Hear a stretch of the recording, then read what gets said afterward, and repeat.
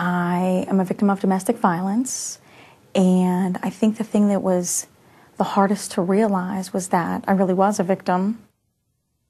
My ex-husband was very controlling, very isolating from friends, family, church.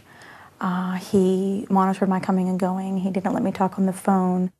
You know, my family was stupid, and I was stupid, and the things that, the apartment that I lived in that he moved into with me, it was stupid. You know, everything wasn't up to his par, including me.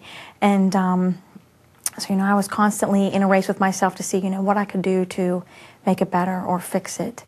And it just kind of snowballed from there, and the crux was when he threatened to have me killed.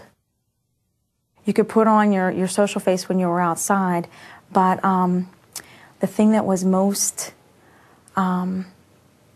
frightening was I was literally afraid to go home at the end of the day. Work was a comfortable setting. Church was a comfortable setting. Nobody was going to do anything. But then you get in your car to go home and you start having panic attacks. The daily impact, once he threatened to have me killed, it was like you were outside looking in.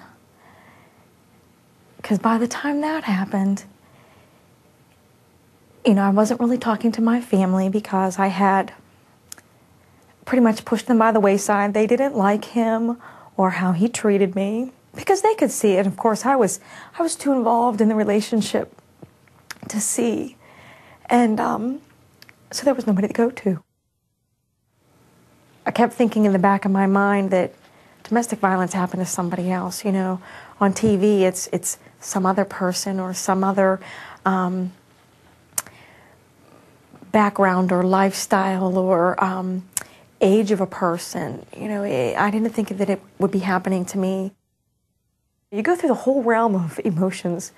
1 minute you're mad as a hatter that you allowed yourself to do this or that he did it to you. And the next minute, you're so glad and relieved that you're out of it. He was sexually abusive. And I think of all of it, that was probably the most painful and still probably the hardest to get past. When you're in a relationship with somebody that you love and they use sex forcefully, it's devastating. It's demoralizing.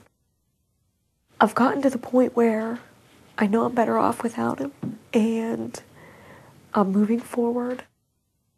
Me being a victim of domestic violence has really affected my whole entire family and friend structure. For the longest time, it was the elephant in the room.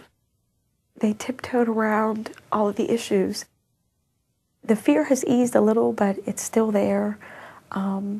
It's still fresh enough. Emotionally, I can't imagine going out on a date again, or getting into a relationship again. I can't imagine